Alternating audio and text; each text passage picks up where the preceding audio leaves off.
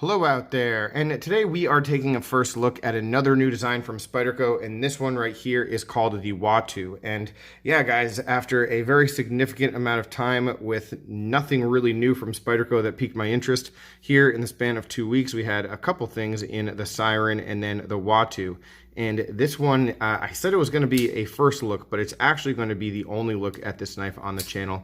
And the reason for that is that this one will be either auctioned off or raffled off with the proceeds going to the family of my buddy Nick Maffei. So that's going to be happening, so stay tuned for all of that. But today we are going to go through some of the details of the knife, and we are going to just go over who this knife might be for, who it isn't, and hit some of the specs on it. And starting with the design history, I guess. I did say this was a new model, but it isn't exactly a brand new design. This one is a take on a previous Spyderco, a take on one that a lot of people might consider to be a classic, and that is the Chokwi. And I hope I'm saying that right. I have terrible history when it comes to pronouncing knife names.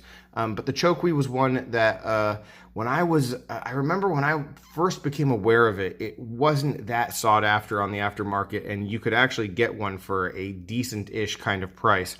And now it's gotten to the point where they're so hard to come by that they go for a pretty good amount of money. And Spyderco has taken that design and basically shrunken it down. It was part of their ethnic series. They shrunk it down and kept basically the main key points as far as the lines of the knife go, but they also changed some things. They changed the scales, they changed the locking mechanism from a frame lock to compression, changed the blade steel, made it a little bit more, I think it's sort of more of a gents piece now, but still an everyday carry kind of knife with what I think is a very familiar blade shape. So let's start with some size comparisons and get to the weight and then go through all of that stuff. So for size comparisons, I'll start with a couple knives that I just got in that we're going to be seeing on the channel relatively soon. Here is the Benchmade Mini Presidio 2 with the CF Elite scales. So that will be a fun one to talk about. Here's a Civivi called the X-Arc front flipper. Of course, we're going to do the Mini Griptilian.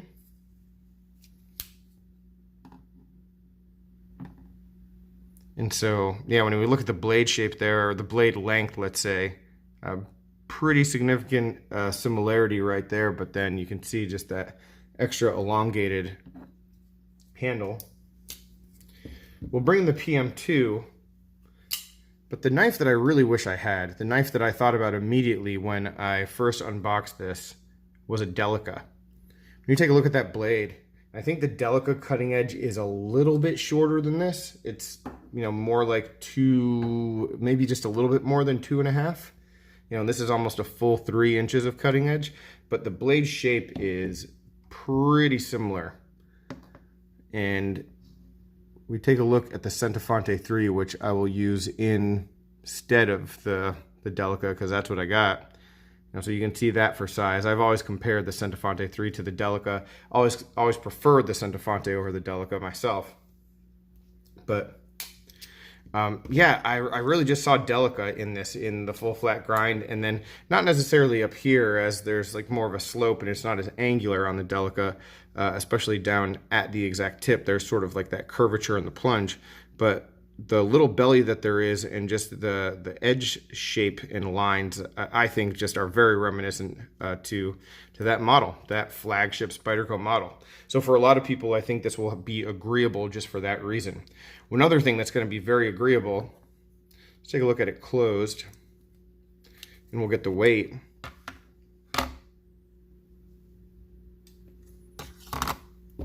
And hopefully you can see that right at 3 ounces.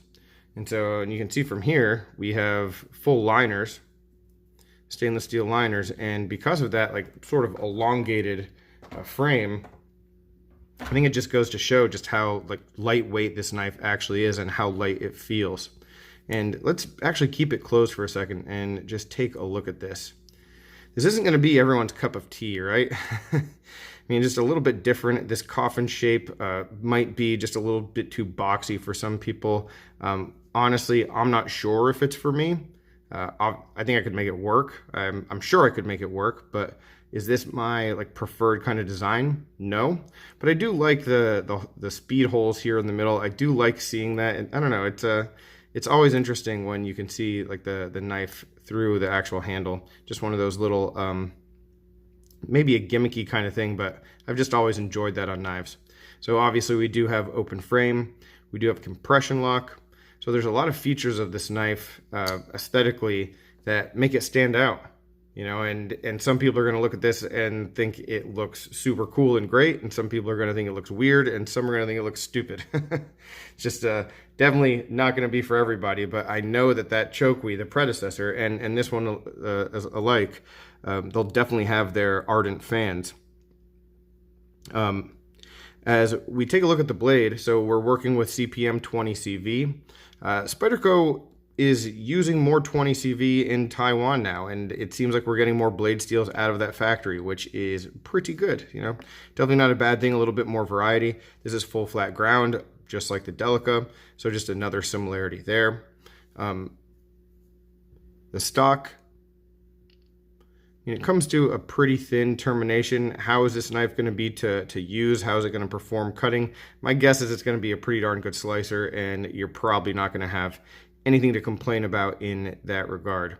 As we move on back, one thing I want to mention, you know, anything that I have with this knife when it comes to qualms is going to be just in design and preference, and maybe value, just depending on what you do value. But when it comes to the manufacturing and the execution of this knife, it's really, really good. So, you know, not really going to have anything negative to say about that. The one area where that might be an exception is just, and it's something that Spyderco has going a lot, is just that, like, the termination of the edge right there is just always, you know, if they don't have that choil, that little sharpening choil, there's always just that, like, sort of dead nub. So, I mean, that sort of is what it is, and we've gotten used to it. There is no jimping on this knife. No jimping. I don't got no jimps. I don't really know that necessary, not necessary. I don't think it's necessary. But also, if you're someone who's very particular about the look of the knife and the lines of it, and you're looking at this as a gents piece, this really could be one of those knives where jimping would sort of take away from the overall look. That's speculation. Personally, if it were my knife to keep for forever, I would want to have it. But I can see someone thinking, nah, I don't really need it on this one, just because, like, keep it as it is, keep it a little bit cleaner, and I'm not going to need it for any kind of heavy stuff. That said, let's just talk about ergos now and how the knife feels. The way that the knife ramps up sort of as it transitions from the frame onto the blade, you know, I can see that very angular up and then down. That serves as a good ramp, and since that comes to an end right here, you're not really going to slide off of that. And so the comfort level is very high in this position, and you don't really have to worry too much about slipping. And then if you were to choke up, it actually, like, that pull back spot is good. So I mean, this sort of sharp kind of angle serves as a good middle point for ways that you could hold the knife. So it's surprisingly good in hand, at least, you know, the way that I see it. As we talk about the scales, so the scales are the G10 carbon fiber laminate that we've come to know, and some people love, some people don't, on a lot of Spydercos. What I have to say is that every time that Spyderco does this stuff, it seems to be different than the last time. And I wish I still had my smock. Smock's gone, my other smock at least. I have the pure G10 one. But the smock with the laminate was very different from this. The Spyderco Stage 5 is very different from this. So they continue to upgrade, improve, modify it on a sort of case-by-case basis, it seems. And if it looks like this is like difficult to get in focus, it's actually difficult to get in focus when you're just looking at it. It is not an easy scale to really pick a certain spot and see it. And actually, I'm gonna get in here and see if I have the Sage 5 right here. And you know, I might actually stop the video and pull that one out just for comparison, so you can see what I'm talking about. All right, guys, so here we have the Sage 5 on the table next to the Watu, and let's try to get these a little bit closer so you can see the distinct difference between the two of them, and you probably already can. There's just a much higher level of gloss on the Watu scale than there is on the Sage 5. Sage 5 is a lot more of a matte kind of finish and feel, and so it's easier to actually like see that pattern and focus in on it, whereas even in person, I don't know, just like the actual look of this this laminate is a little bit blurry on the Watu. It just, yeah, it just has that different kind of reflective look, let's say. So one thing that's going to be confusing then is you would expect with that level of glossiness that this would be slicker than, say, the Sage 5 scale. And that isn't the case. It's actually probably a little bit higher traction.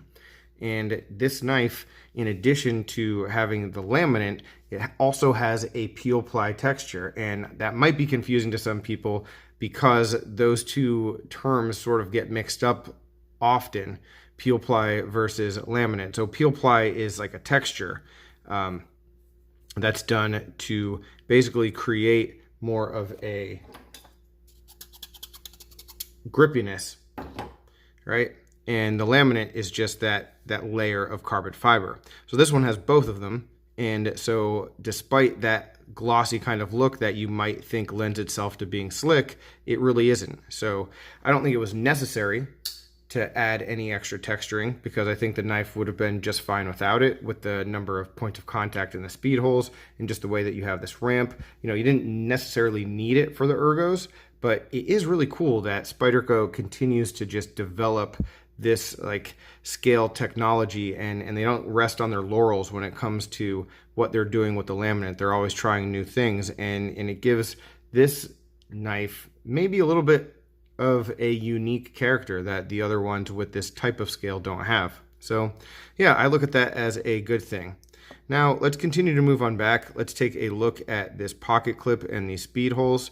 The speed holes, I don't know, one thing I just like that. Probably going to come back to it again. It's just pretty neat to see the edge just pop into view in the middle of that speed hole. But the clip is a 2-position deep carry reversible tip up clip. So yeah, a little bit of a loop over here. So it is basically going to hide all the way in the pocket. A little bit thick and bulky though because of the butt of that knife. I do like the wire clips on Spyderco's. This is no exception. One thing I really like about it is being reversible. It doesn't really affect the aesthetics of the knife too much. You just have these grooves here for if someone needs to move it to left-handed. No lanyard hole on it, but there are these standoffs. So if you did have like a thin lanyard, you could probably just tie it off right here and get yourself set up. So again, Spyderco not ruining lines of the knife with a big hole in the middle of it. They do tend to do that sometimes. And here, I mean, you got the clip that you deserve, that's for sure. And no lanyard hole to interfere with that. All right, let's get into the lockup and the locking mechanism. So this is a compression lock. I am a big fan of compression locks. I am not sick of them. I know people, I've heard people at least say, oh, well, everything's getting a compression lock now, I'm sick of that. Well, I don't really get sick of that because it is a solid locking mechanism. There's no play in this knife in any direction. So it's a good locking mechanism. I've never had any engagement problems like I have with regular liner locks over time. Like the compression lock has generally been very, very good. And it also is probably the most fidget-friendly locking mechanism that's out there. One of them at least, right? And this one does not suffer any of the issues that say like the Akuchi or other models might, where there needs to be a CQI version to make it smoother or easier to open or close or change the detent. Like this thing is set up pretty darn well right off the bat. So, yep, dropping pretty fairly shut all the way, I'm sure with lubrication, and once it's broken in, it will be perfectly on point. So that is definitely a nice thing to see. And then a pretty good detent where you're not going to be shaking it out. So execution wise, yeah, lockup action is very good. Opening, spider flick, very easy. And then left-handed as well. Yeah, and also we're disengaging with that reversible clip, pretty easy to make this completely ambidextrous. So a lot of good features and ones that you would come to expect from Spyderco, and just the level of manufacturing and execution here is top notch. So this knife comes in at $182. So how do I feel about that overall value? Is this the knife for me? Who is it for? That sort of thing. That's where we are in the video. Let's cover it. So 182 bucks is a lot of money. And while I think that I might warm up to this one over time if I were to keep it, which I'm not going to, but if I were to, or if I were to get one for myself, I'm sure it would grow on me. But I personally just don't see the value in this for me.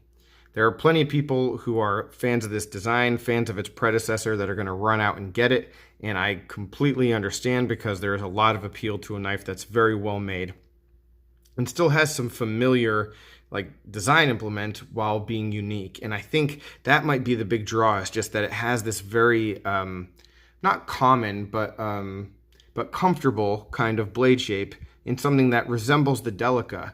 And so maybe if you're someone who EDCs a Delica, that you want a high-end sort of version, more of a gent piece, like this could be it, and this could still really perform. But for me, if I'm looking at a knife that I'm going to carry, and a knife, where I'm going to spend money, if I'm going to spend $182 on a knife, it's not going to be on something that, for me, looks just like a dressed up version of a knife that I could get for a lot cheaper, if that makes sense. Everybody's going to have their own kind of way to look at it. The reason why this is going to be auctioned off or raffled or whatever it is we decide to do with it for the family of Nick Maffei is that it is a design that he was really high on. He was excited about. And again, I think it makes sense because it resembles a Delica, which was probably his favorite knife model. So yeah, so I mean, I can understand the interest, but it's just not something that I personally will find the value in when there's so many other things out there that are a little bit different. And I can get a Delica for $100 cheaper. So that's how I see it. But I definitely am very impressed with what Spyderco has done here as far as the manufacturing side. It's always good to see that the standards are continually high coming from the Taiwan factory and what they're doing there. So yeah, good knife, not the one for me, but very happy with what we have. All right, any questions, comments, complaints, suggestions, let me know down below. I really appreciate it, guys. Thanks for watching, and take care. Have a good one.